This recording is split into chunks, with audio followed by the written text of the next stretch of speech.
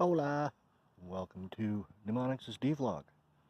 Not a garden and Devon video, but we're looking at the garden.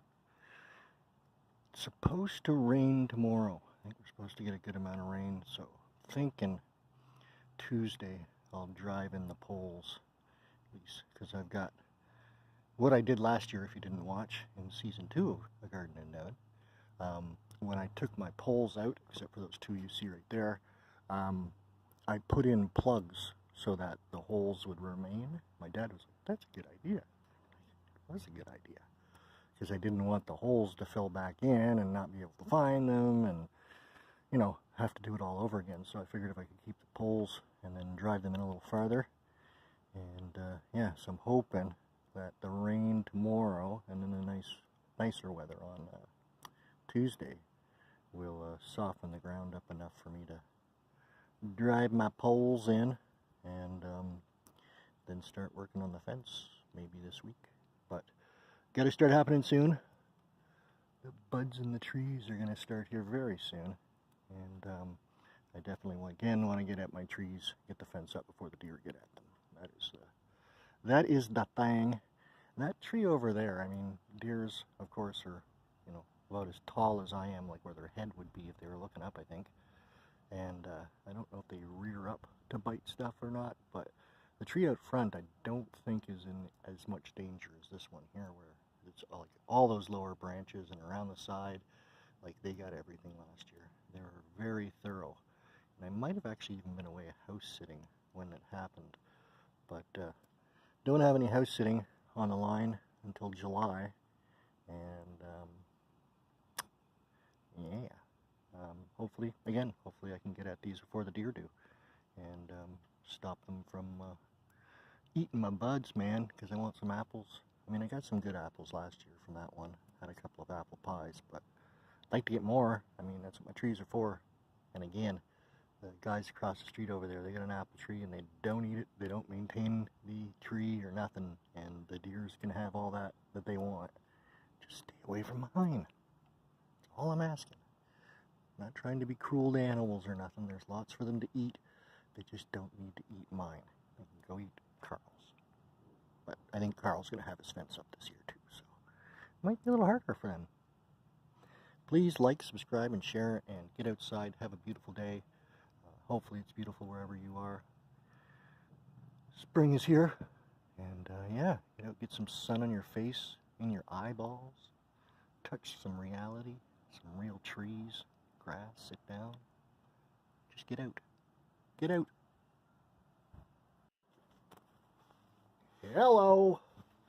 Welcome to Dmonix's Dvlog. Just kicking back on a Sunday. Did a little bit of work today. I cleaned those windows and a couple other windows in the front door, the glass in the front door, and cleaned off the light, and just kind of puttered around a little bit today, because yesterday I woke up yesterday morning and ended up throwing up a couple of times and just felt kind of off the whole day. It was kind of a windy, cold day yesterday anyways, but yeah, I just woke up and I felt better today, but I was still feeling a little bit off, and it was a nicer day out.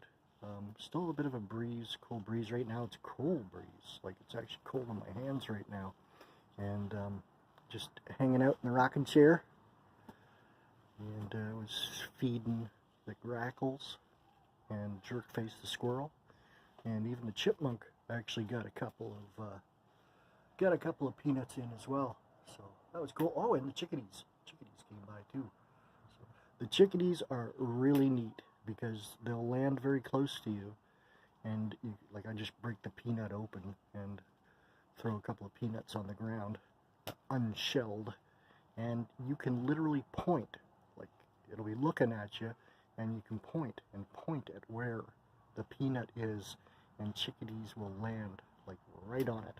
It's so wild, just that they can follow your finger, like they understand. These things used to be dinosaurs, man. They're smart. They may have small little brains, but they know what the fuck's going on. And, yeah, so that's pretty cool. What else?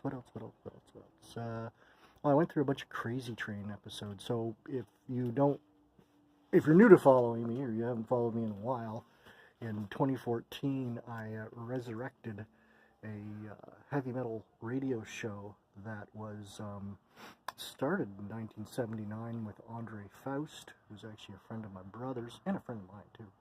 And then towards the 80s, Steve the Buzzman Dunnett took it over, then Jason Chipley, and I'm not too sure because Jason was still doing the show when I lived here in '94, and I know the show continued on at least into the 2000s, and I think it did have a period where it was not being helmed by anybody and wasn't even on the list of shows. And after moving back in 2012 and meeting up with local filmmaker who was at the time the manager at the radio station, and he was like, hey, you got to come on up and check the place out. I talked to him, told him that I'd grown up, you know, on campus and around the radio station, listening to the radio station, and how much the Crazy Train had been a major inspiration for me. And so he was like, hey, you should resurrect the show. And I thought about it, and I was like, yeah, that'd be fucking cool. So I did from 2014, I think, to 2017, maybe 2018, but I think more towards 2017, as my health started to go downhill. And but pretty much, I'm pretty sure all the shows that I ever did, because we used to do them live on air, of course. Some people don't do them live on air. They pre-record their shows and then they play them on air. Some people just load them up as a podcast, which I did after my live show. You could listen to the podcasts anytime, although they're not there anymore, which I'm glad I had this foresight to save all of my episodes at home. I know the station still has them. Because of the CRTC laws, they're obligated to, you know, record and keep all the shows, just in case there's ever any problems. And yeah, so I have all those shows, and so I was going through a bunch of those old episodes today.